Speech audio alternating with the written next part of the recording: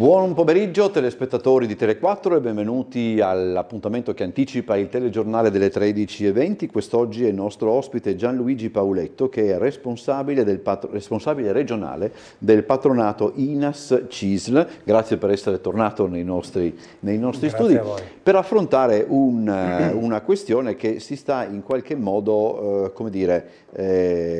abbattendo, mettiamola così, su parecchie persone e anche tra l'altro sul lavoro del patronato. Certo. Cioè diciamo così, le prime difficoltà, i primi scogli che sono venuti fuori con l'applicazione della nuova legge o con l'applicazione della riforma della disabilità. Intanto mi sembra di capire che il territorio triestino entra in una sperimentazione di questa nuova riforma. Esatto, diciamo che la riforma è una legge molto complessa, molto ambiziosa e anche molto, molto corposa e giusta dal punto di vista, come dire, di quello che si propone di fare. Il problema è che l'applicazione e la messa a terra, diciamo così, di questa normativa sta rivelando, come dire, degli ostacoli abbastanza importanti. Questi ostacoli ci si immaginava che ci fossero, tanto è vero che il governo ha previsto una fase di sperimentazione in 9 province, tra cui tra queste 9 una delle fortunate, tra virgolette, è Trieste, in cui si avvia questa riforma della disabilità che di fatto sostituisce tutta la normativa sull'invalidità civile che c'era antecedentemente. Il problema innanzitutto è che prima, diciamo, la dico in termini molto, molto sintetici, sostanzialmente il medico compilava un certificato, inviava un certificato, entro 90 giorni la persona si rivolgeva a un ente di patronato o faceva direttamente tramite lo SPID la domanda di invalidità civile e la domanda partiva dall'invio di questa domanda telematica. Tra l'altro, rivolgendosi al patronato, il patronato poteva dare una consulenza, consigliarla su cosa chiedere e cosa non chiedere, perché passiamo dal discorso dell'invalidità civile, quindi accompagnamento, ma anche riconoscimento della legge 104 con i permessi per i familiari, collocamento mirato per le categorie protette per il collocamento sul lavoro, per cui diciamo copre un'ampia gamma di bisogni. Il problema è che adesso questa norma, nell'ottica di una semplificazione che però in realtà si è rivelata più una difficoltà che una semplificazione, di fatto toglie il patronato, agli enti di patronato il ruolo di inviare la domanda telematica di invalidità civile e lo mette in capo al medico. Il medico quindi non fa più soltanto un certificato medico, ma di fatto fa un certificato introduttivo che giuridicamente è la domanda vera e propria. Okay. Anche perché con un unico certificato è nell'ottica di chiedere con un unico certificato tutto quello che è previsto dalla normativa precedente, cioè invalidità civile, legge 104, cecità, sordità e quant'altro. Il primo problema che si è verificato è che chiaramente le procedure andavano chiaramente aggiornate. L'INPS ha aggiornato subito le procedure telematiche per l'invio dei certificati medici per i medici. Il problema è che un po' perché le procedure non hanno avuto questa, come dire, fluidità immediata all'inizio, ma soprattutto perché poi in capo al medico si mettono tutta una serie di competenze e di oneri nell'invio del certificato che hanno trovato un gran malcontento nei medici stessi. Perché il medico deve indicare tutta una serie anche di dati anagrafici, il numero di tessera sanitaria, allegare, scannerizzare ed allegare la documentazione sanitaria. Quindi chiaramente se lei si va a confrontare con una realtà dei medici di medicina generale di questo momento, che sono tutti con 1500 pazienti più o meno, in cui c'è una scarsità di medicina generale già notevole, è chiaro che si è andato a scontrare con una realtà in cui tra l'altro il medico come libero professionista non è obbligato a fare un certificato di questo genere. Non è obbligato perché giuridicamente non è un obbligo. Quindi di fatto ci siamo trovati con un buon 30% di medici che nei primi mesi di quest'anno si sono rifiutati di fare il certificato per i loro pazienti. Questo ha provocato chiaramente una situazione, come dire, di grossissimo disagio per le persone fragili, che chiaramente si sono rivolte a noi, alle organizzazioni sindacali, a noi come enti di patronato, per trovare un medico che riuscisse a far partire la domanda, perché mentre prima eravamo noi comunque a far partire la domanda, poi il certificato era obbligatorio, ma il certificato era molto più semplice, si trovava in maniera molto più facile. Ora come ora invece il problema era proprio già l'invio da parte dei medici. Mi perdoni, perché io poi di fronte a queste cose, ma quando è stata strutturata questa riforma, eccetera, ci si è fermati un attimo per riflettere su determinate, la risposta pare di no. Lei mi fa una domanda a cui è meglio che non rispondo, cioè nel senso che... la questione dei medici... Diciamo che inseguendo, secondo me, la teoria della semplificazione estrema, che è una teoria che sta creando molti danni, secondo me, all'utenza, che è perseguita anche dai nostri istituti, dall'INPS in primis, no? Con i soldi investiti dal PNRR nella digitalizzazione dei servizi. Diciamo che questo, nell'ottica di una semplificazione massima e eliminazione della burocrazia, si è pensato che fosse tutto semplice, dimenticando la messa a terra, come dicevo prima, nella realtà delle cose. Quando le persone non hanno il medico di base, perché poi da chi vado io per farmi fare il certificato? Dal mio medico di medicina generale, perché è quello che conosce meglio la mia situazione. Se mi si rifiuta, devo trovare un altro medico, devo portargli anche la documentazione medica, poi perché non mi conosce, quindi deve sapere cosa riportare nel certificato. Proprio in quest'ottica i patronati sono stati travolti, perché alla fine l'INPS sa che è difficilissimo poi parlarci direttamente, deve colloquiare telematicamente. I medici si sono, come dire, chiamati fuori almeno all'inizio, anche perché avevano le loro ragioni, perché per dover fare questo tipo di procedura, senza contare poi che la procedura telematica funzionava, non funzionava, li rimandava, li faceva rimettere il certificato, cioè diventava gravoso. All'inizio quindi c'è stata questa rivolta, diciamo così. In questo senso noi come patronati abbiamo dovuto attivarci in qualche maniera. Noi come patronato INAS della CISL abbiamo un nostro medico legale che è presente in sede, che si è reso disponibile a redigere i certificati. Non solo, come CISL del Friuli Venezia Giulia e Federazione dei Pensionati della CISL del Friuli Venezia Giulia, è stato fatto anche un accordo, diciamo così, con 10 medici di medicina generale volonterosi che sono disposti a redigere i certificati e inviarli all'INPS nel momento in cui il proprio medico di medicina generale si rifiutasse di inviarlo.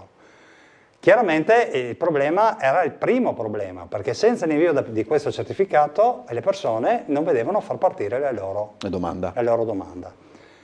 Secondo problema è che i patronati a quel punto sono diventati semplicemente, come dire, il metodo successivo per inviare i dati socio-economici, l'IBAN, la situazione dei ricoveri, la situazione familiare, per arrivare al momento in cui ci sia un riconoscimento di un'indennità, poi l'INPS abbia tutti i dati. Il problema è che anche questa procedura per i patronati, mentre quella dei medici è partita subito a gennaio, però con enormi problemi che sono stati risolti fine febbraio, marzo, la procedura per i patronati è stata messa in rete dall'INPS il 18 marzo, Ho capito. dal 1° di gennaio. Questo ha fatto sì che praticamente tra ritardi, problemi, persone che giravano senza sapere dove andare a sbattere la testa, alla fine si è arrivati al fatto che i primi 4 mesi sono stati bruciati. Sostanzialmente abbiamo perso 4 mesi di possibili permessi di legge 104, indennità di accompagnamento, tutto per situazioni di estrema delicatezza e fragilità. Questo chiaramente ha comportato un problema in una città come Trieste che ha una composizione demografica che rende l'invalidità civile, ha sempre reso l'invalidità civile una delle richieste più battute da parte dei cittadini. È chiaro che ha creato non pochi problemi. Ci sono stati anche degli incontri, CGIL e CISL hanno chiesto anche un tavolo al prefetto, è intervenuto il prefetto convocando anche Asugi, convocando anche INPS, convocando anche l'Ordine dei Medici. Stiamo lentamente, mettiamola così, cominciando a vedere la luce. L'INPS ha cominciato in questi ultimi 15-20 giorni a lavorare finalmente le pratiche.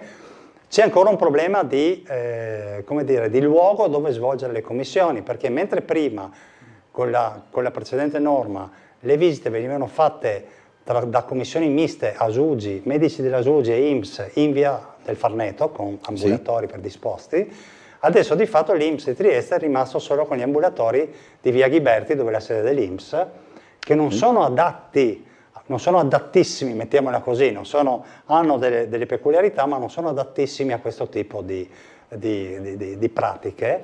Infatti c'è un accordo con l'Asugi in cui l'Asugi metterà a disposizione, anzi ha già messo a disposizione in realtà, gli ambulatori di via Farneto in convenzione con l'INPS.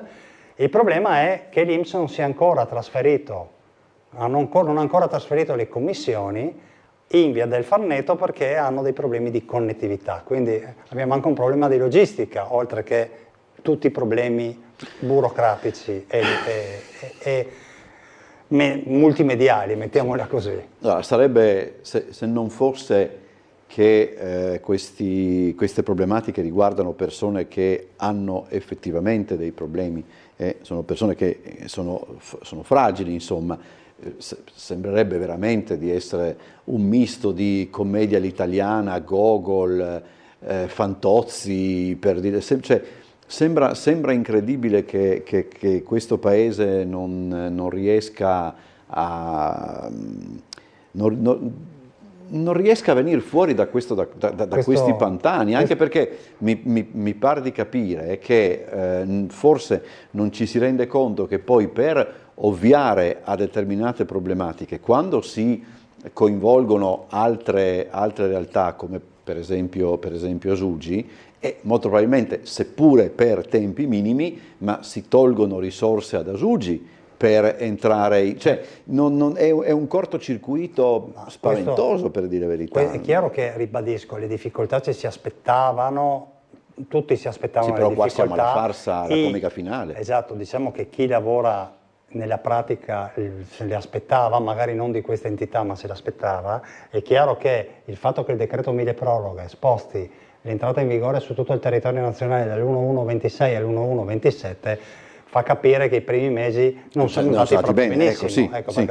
Ma non solo, successivamente questa legge è molto ambiziosa e sarebbe, se messa a terra, molto, come dire, molto positiva per i disabili, perché addirittura prevederebbe un domani un progetto di vita personalizzato che i disabili potrebbero chiedere, sì, ma anche lì bisognerà trovare un coordinamento, questo mi astengo perché non è compito del patronato, tra Asugi, comuni, regione che ha anche una sua legge sulla disabilità e INPS.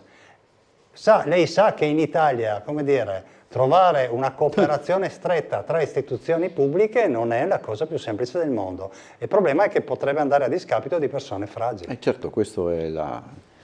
Vabbè, quindi adesso diciamo una cosa, allora, proprio diamo se una persona dovesse appunto muoversi all'interno di questa situazione, ripeto, kafkiana, ma Kafka non aveva nemmeno immaginato una roba di questo genere, che cosa dovrebbe fare allora? Al di là del fatto che andiamo oltre la fantasia. Sì, si va oltre oltre. Diciamo che in questo momento i patronati probabilmente sono il punto più fattivo di collaborazione e di aiuto. Noi come patronato in Assise abbiamo la sede in Piazza Dalmazia numero 1, la sede principale, poi in realtà siamo in vari punti della città. In realtà venite da noi perché almeno cerchiamo di indirizzarvi e darvi una soluzione ai problemi, ora che anche siamo riusciti, come dire, ad avere una collaborazione anche con professionisti, sì, in maniera che possiamo, come dire, seguirvi. Comunque il patronato entra anche se successivamente nell'invio dei dati socio-economici. Secondo noi è sbagliato, l'abbiamo detto anche a livello nazionale dalla ministra competente, aver tolto ai patronati il primo impatto, perché i patronati davano una consulenza, guidavano, sì, e pilotavano la persona nella ricerca dei suoi bisogni. Molte volte il medico ha un altro mestiere, certo, e vuole fare un altro mestiere, sì, non può dare una consulenza di tipo amministrativo, e quindi certamente speriamo, voglio dire, che tutti riflettano su delle modifiche eventualmente da fare nel corso di questa sperimentazione. Però il primo consiglio è: rivolgetevi a noi siamo aperti dal lunedì al venerdì, tutte le mattine chiaramente in Piazza del Mazia e i pomeriggi di lunedì, martedì, mercoledì e venerdì. Rapidamente, abbiamo meno di un minuto, soltanto se lei mi sintetizza proprio qual è il lavoro del patronato. Il lavoro del patronato è un lavoro molto ampio. In questo momento il patronato fa da filtro sostanzialmente tra le persone e le istituzioni pubbliche, sia in tutte le pratiche previdenziali e pensionistiche che in invalidità civile, che anche e soprattutto, che è un altro grosso problema, sugli infortuni e le malattie professionali sul lavoro nei confronti dell'INAIL. Allora io ringrazio Gianluigi Pauletto, chiedo scusa, per essere stato con noi, è il responsabile regionale del patronato INAS CISL. Abbiamo giusto un attimo di tempo, ho tempo solo per ricordarvi quelli che sono gli ospiti di Ring di questa sera dopo le 21:10. Caterina Conti, segretaria regionale del PD, Claudio Giacomelli di Fratelli d'Italia, Maddalena Spagnolo della Lega, Maria Rosaria Capozzi del Movimento 5 Stelle. Nuovo colpo insomma, parleranno anche dei colpi di scena del caso Resinovic, ce n'è uno ogni settimana, si può dire, laddove per il sondaggio tornano le province in Friuli Venezia Giulia, 6 d'accordo, questo è il quesito. Grazie ancora a Gianluigi Pauletto, pubblicità, poi il telegiornale delle 13:20.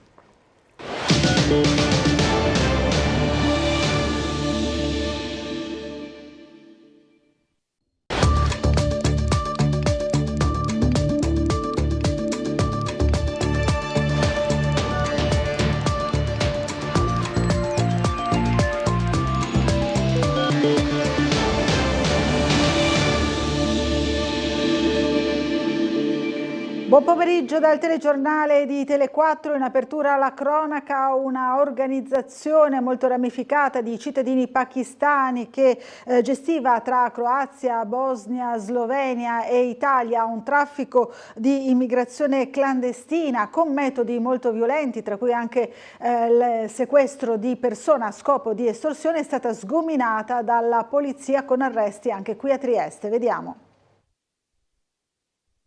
Gestivano un'organizzazione per portare in Italia clandestinamente immigrati attraverso la rotta balcanica, i 12 cittadini pakistani finiti nella rete della polizia. Il gruppo criminale operava tra Italia, Slovenia, Croazia e Bosnia e adottava nei confronti dei migranti metodi violenti, sequestro di persona a scopo di estorsione, lesioni e rapina. La maxi operazione condotta ieri dalla squadra mobile di Trieste, coordinata dalla direzione distrettuale antimafia, ha portato all'arresto di 6 persone, un'altra è ricercata. Durante le indagini sono stati arrestati in flagranza per sequestro di persona altri 2 pakistani e indagati a piede libero altri 3.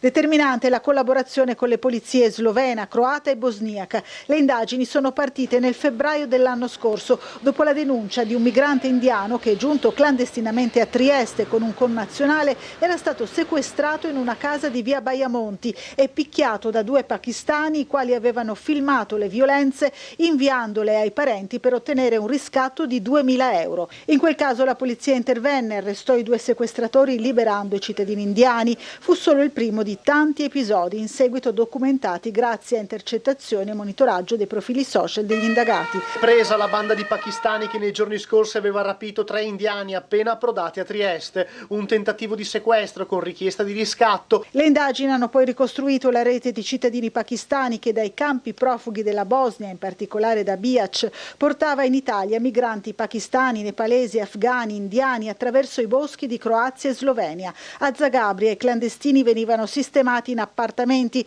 da qui guidati in Slovenia e infine in Italia. Il costo del viaggio variava dai 4 ai 6.000 euro. Uno dei passeur viveva nel campo profughi a Logatec in Slovenia ed è stato arrestato ieri dalla polizia di Capodistria. Un altro, che reclutava i migranti a Bihac, è ricercato dalle polizie croata e bosniaca. Gli altri 5 sono stati arrestati proprio a Trieste. A tutti, oltre il favoreggiamento dell'immigrazione clandestina, sono contestati i reati di rapina, sequestro di persona a scopo di estorsione, lesioni aggravate commessi più volte nei confronti di immigrati nei vari paesi. Un altro furto in un locale del centro di Trieste, una pizzeria, una scia di episodi che sembra non avere fine. Marco Stabile.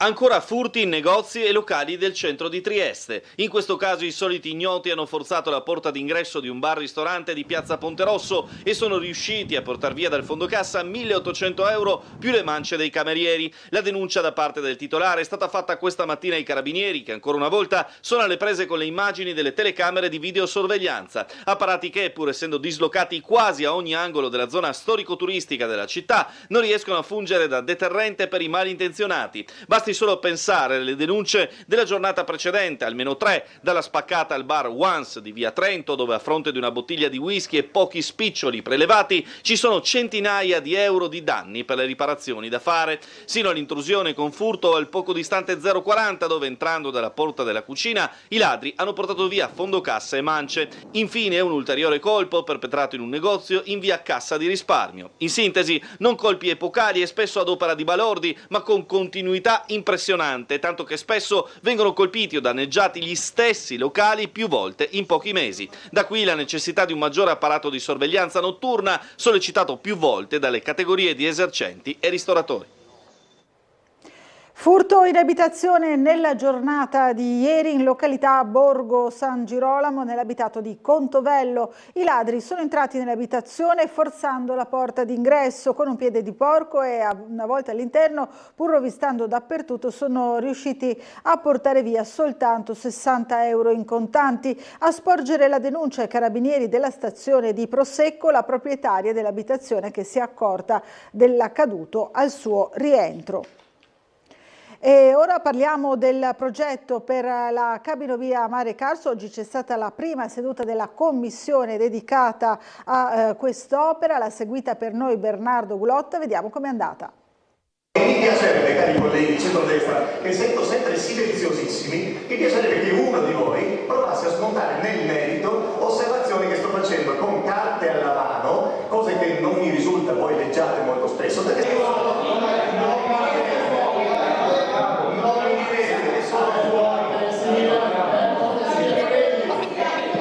Un po' l'importanza dell'argomento, la cabinovia, un po' il fatto che siano state presentate 3.136 osservazioni da cittadini e associazioni da dover esaminare durante la seduta, un po' il pubblico, il flash mob concomitante in Piazza Unità, un po' anche la presenza della telecamera. La partenza della sesta commissione consigliare odierna ha visto il suo avvio con toni subito accesi, nei limiti ma ugualmente accesi.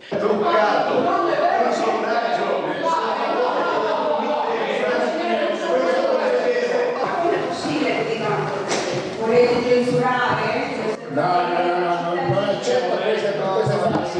Collega Pucci, non accetto queste frasi, la prego, non c'è nessuna censura qua. Al centro la proposta deliberativa della variante 12 del piano regolatore generale comunale vigente. Le tematiche sollevate dalle opposizioni sono state numerose e riguardavano tanto gli aspetti legati al progetto quanto le modalità di svolgimento della commissione stessa. Non abbiamo sentito da parte di nessun esponente della maggioranza per il momento parole di sostegno chiaro a un'opera che evidentemente è sempre più avversata da gran parte della popolazione, però se questa volontà di lavarsene le mani si estende addirittura anche ai lavori della Commissione diventa oggettivamente difficile procedere. Questo è un passaggio che riguarda la pianificazione urbanistica, nulla a che vedere con quelle che sono le scelte di finanziamento della stessa, nulla a che vedere con quello che è il progetto esecutivo. È un passaggio di pianificazione, quindi il nostro dovere è quello con responsabilità di dare risposta concreta a quelle che sono state anche le osservazioni di chi non è favorevole. Ad apertura lavori le opposizioni hanno sollevato la pertinenza di affrontare la delibera anche se ancora sono pendenti 5 ricorsi al TAR. Noi riteniamo che la scelta della Giunta di Piazza di portare avanti l'iter della variante, nonostante ci siano diversi ricorsi al TAR pendenti che riguardano direttamente o indirettamente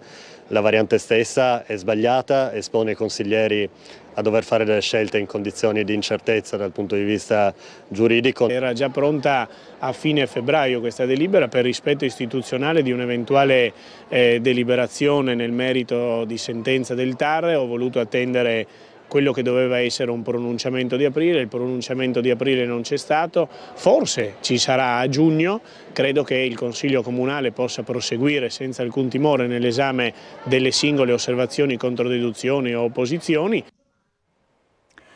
L'Ovovia ci lascerà tutti in mutande, recitava così lo striscione di protesta esposto da una cinquantina di aderenti al comitato No Ovovia in Piazza Unità questa mattina, in corrispondenza proprio con l'inizio dei lavori della commissione consiliare che aveva all'oggetto la variante urbanistica dedicata all'opera. L'esposizione dello striscione è stata accompagnata da alcuni cori di protesta contro l'impianto a fune che nei progetti del comune di Trieste collegherà Portovivo alla zona di Campo Romano a Opicina.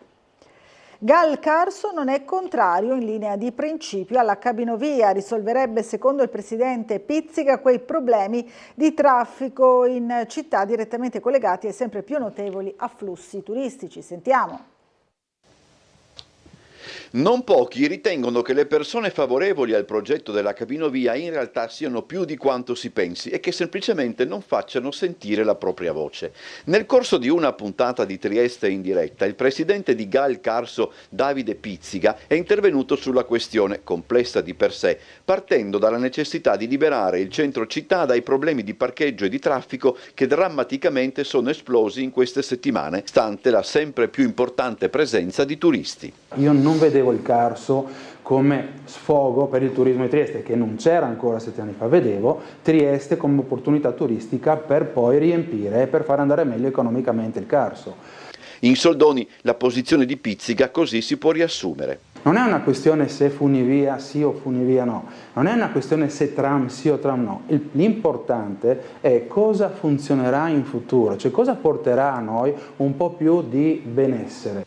Nei giorni scorsi Gal Carso ha dato vita ad un incontro sulle buone e le cattive pratiche in un contesto turistico ed è sulla base di quanto accade altrove che Pizzica non chiude la porta, attenzione, all'idea di un collegamento via Fune con il Carso. Guardando i numeri, guardando l'estate, guardando anche l'Austria che fattura d'inverno nella Carinzia più di quello che fattura la Croazia d'estate sulla costa, non ho dubbi nel dirlo, però devono dirlo i grandi, quelli che comandano, devono dirlo i politici, perché noi dipendiamo da un governo. Non posso dire sì né no, perché altrimenti mi nemicherei uno o l'altro, per cui io rimango neutro, però vi ho già detto la risposta è ovvia.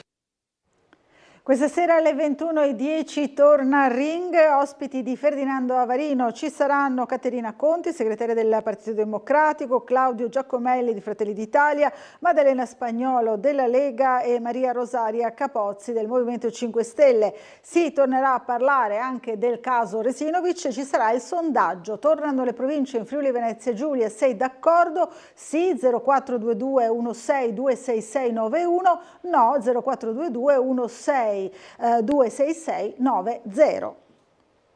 Ripristino della fontana dei 4 continenti in Piazza dell'Unità e verso un accordo con l'opposizione per l'asilo di Roiano. Ne abbiamo parlato questa mattina con il sindaco di Trieste Roberto Di Piazza. Vediamo. Siamo nell'ufficio del sindaco di Trieste Roberto Di Piazza che questa mattina ha eseguito un sopralluogo in Piazza Unità perché ne abbiamo parlato più volte anche a Ring del rifacimento della pavimentazione. Si pensa però anche al ripristino della fontana, tanto cara ai triestini che aveva problemi di spandimenti. Mi ricordo Bernard Houet che scrivono che era il più grande architetto al mondo, abbiamo visto il disastro che ha fatto compreso la fontana. C'è una sala sotto la fontana che arriva all'acqua del mare e ha bruciato tutti i motori, tutto per questo. Adesso sto lavorando per la fontana e ovviamente per rifare Piazza Unità d'Italia perché avete visto come le pietre si sono sfaldate. Dario Macor, che era proprietario, è lassù che ci guarda, delle cave di Muggia, e mi disse vedrai che queste pietre si sfalderanno, difatti si sono sfaldate tutte. Come si può risolvere il problema fontana? Stamattina c'erano i tecnici del comune di Acegas, che tipo di lavoro si può fare? Bisogna smontare tutto, non spostarla, però è un grosso lavoro, si parla di 250-300 mila euro, però la metto dentro nella piazza. Quindi dentro nel computo diciamo, dei lavori della piazza della ripavimentazione. Esatto. Tra l'altro questo farà parte, se non sbaglio, questo riparto di fondi che arriveranno in manovrina, come si dice così, anticipato da Sole Bertoli da 36 milioni, in cui ci sarà dentro anche l'acqua marina, diciamo la nuova terapeutica. La nuova terapeutica, ma perché? Perché arriverà gente non solo che farà la fontana, ma che la gestirà, perché oggi ricordatevi, è più difficile gestire che fare, capisci? Allora questi che adesso non mi viene il nome, ma che sono specialisti in piscine, vedrai che faranno un ottimo lavoro. Bene, Sindaco, so che voleva ritoccare anche il tema dell'asilo di Roiano, perché lei ha detto sono pronto ad aprire un discorso con l'opposizione, poi però ha detto anche, come dire, pesano i tanti emendamenti fatti sul tema. Ma incredibile, perché non abbiamo aperto l'asilo di Roiano? Perché sono arrivate 120 emendamenti da parte delle opposizioni e mi servirebbe di stare in consiglio comunale 3 mesi con 120 emendamenti, perché sono in 15, se ogni volta su ogni emendamento uno parla un'ora, fai un po' di conti. E allora insieme invece dovremmo fare le cose, perché quella che abbiamo fatto a Roiano l'abbiamo fatta insieme, perché c'era anche Cosolini a suo tempo, che per i 5 anni che è stato sindaco. E allora sto dicendo, perché non lavoriamo insieme per il bene della città? Punto di domanda. Ma c'è stata questa, diciamo, possibilità di incontro che aveva auspicato? C'è stato questo contatto? Loro l'hanno chiesto, adesso li riceverò e vediamo cosa mi dicono. Ora ci colleghiamo con la sala operativa della Polizia Locale per vedere qual è la situazione del traffico in città. Abbiamo al telefono il commissario Fulvio De Grassi. Buongiorno. Sì, buongiorno a lei e a tutti i telespettatori. Diciamo una mattinata abbastanza movimentata, ma non tanto per gli accadimenti quanto per le numerose telefonate arrivate di vario tipo, per interventi diciamo che per noi sono di routine ma sono stati numerosi. Fortunatamente a livello di infortunistica stradale abbiamo rilevato solamente 2 incidenti, uno con ferito lieve in Cordaroli commerciale e un solo danno in Cabotto Malaspina. Per il resto il traffico è nella norma, al momento non abbiamo particolari interventi in atto. Come i lavori ho una segnalazione di questa mattina dalla Cegas e la via San Lorenzo in Selva è chiusa all'altezza del civico 25/4 per uno scavo urgente appunto del gas che è confluito nella rete fognaria, perciò un po' complicato. Ripeto, la strada è chiusa all'altezza del 25/4, spero si possa comunque arrivare almeno al civico da una parte e dall'altra. Ci sono da segnalare ancora per questa sera, continuano dei lavori di ripasso della segnaletica orizzontale fino al giorno 16 maggio in zona Grignano, Barcole e Viale Miramare in orario notturno.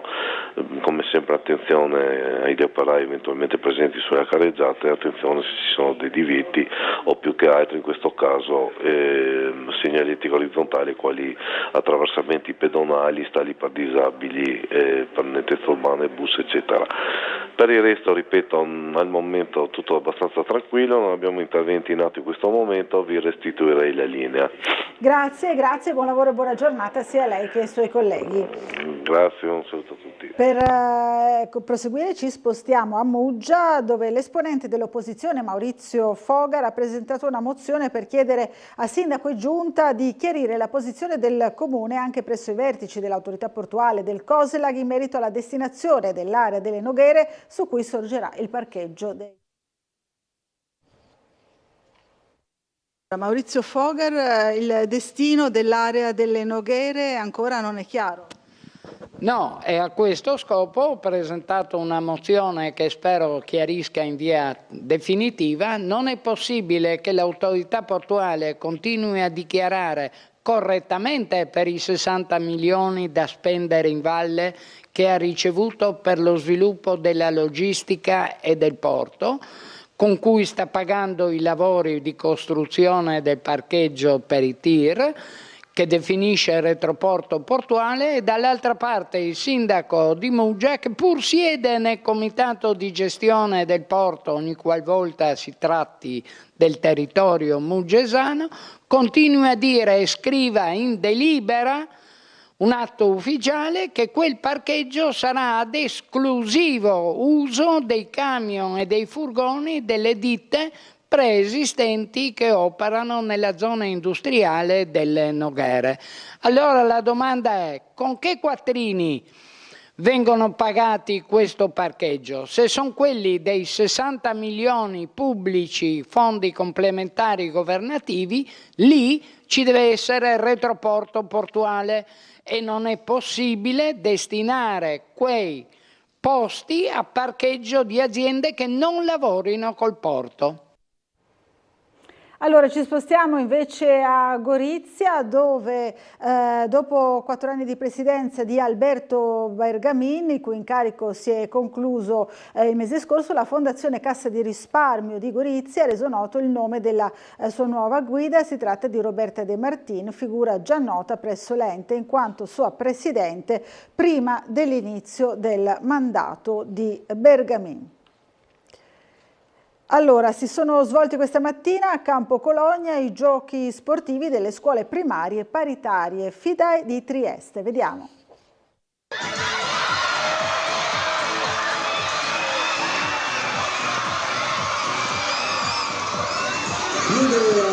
Non solo sport, ma un evento di incontro e condivisione, quello che ha coinvolto 6 scuole elementari confederate alla FIDAE, la Federazione Istituti di Attività Educative, che rappresenta le scuole di ispirazione cristiana, più i ragazzini dell'Istituto Ebraico della città della Bora. I giochi sportivi delle scuole primarie paritarie FIDAE di Trieste hanno permesso a tutti i bambini, a seconda delle loro abilità, di mettersi in gioco in una mattinata dedicata a corsa sprint, mira, lancio del vortex e staffetta, il tutto ospitato nell'impianto di atletica di Campo Cologna. Vediamo ovviamente grande coinvolgimento dei ragazzi, degli insegnanti, con l'obiettivo di lanciare appunto un messaggio, cioè si può fare sport tutto assieme, mi sembra questo anche un po' il senso.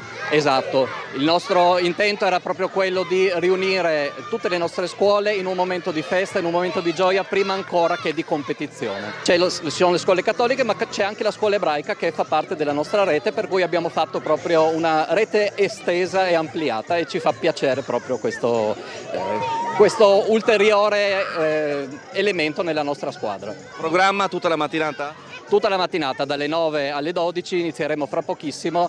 Stanno facendo un riscaldamento molto gioioso, per cui vedete che è una bella giornata che ci attende. Caldi sono caldi. Forza Collegio di Messe, sentiamo il coro. È molto bello essere qua. L'entusiasmo dei bambini ci accompagna alla pubblicità, a fra pochissimo.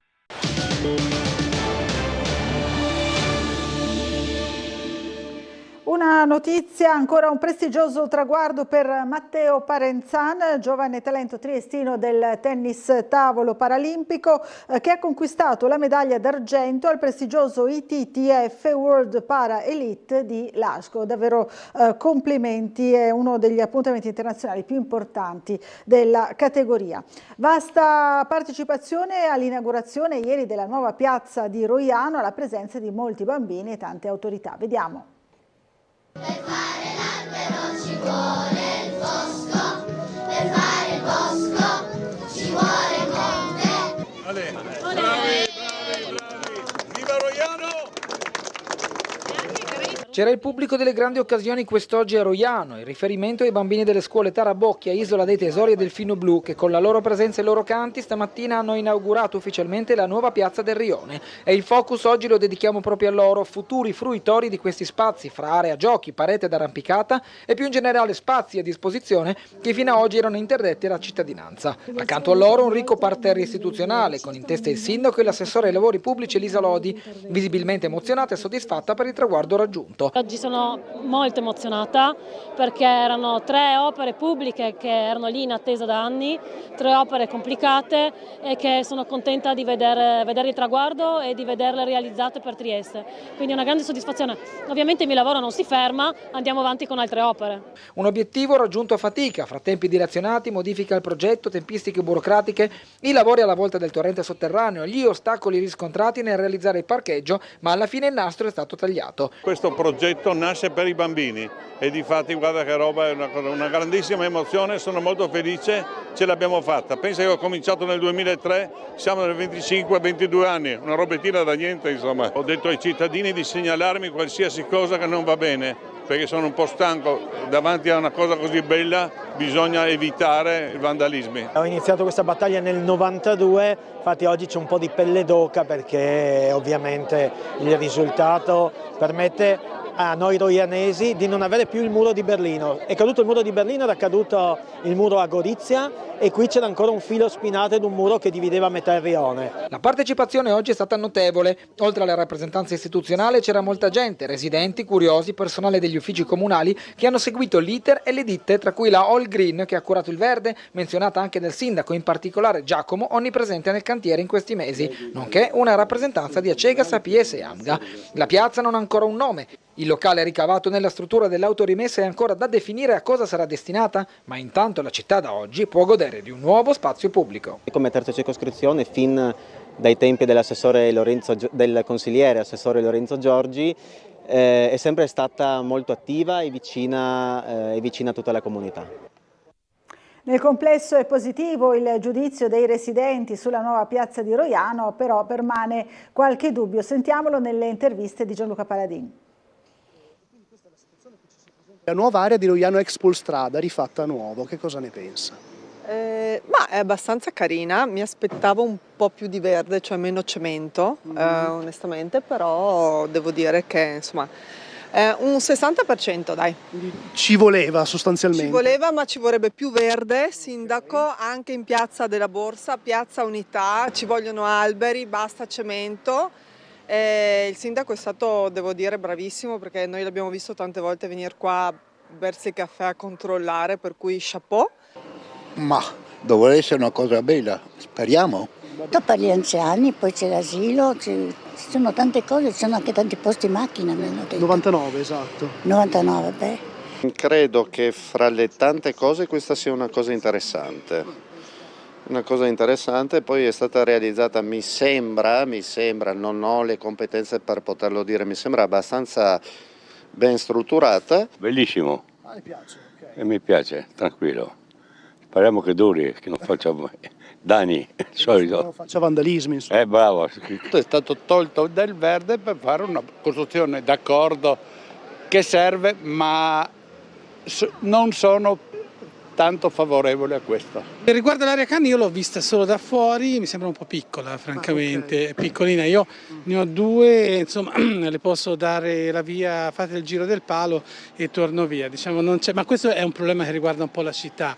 Complessivamente cosa ne pensa di tutto questo? Allora, tutto il complesso mi pare molto bello, sono solo un po' preoccupato, vedo queste strutture, non so se saranno coperte perché d'estate mi immagino un gran forno, c'è tanto cemento, seguo i social come tutti, ci sono tante lamentele riguardo all'esiguità del verde. È tutto per questa edizione del telegiornale, grazie dell'attenzione, buon pomeriggio.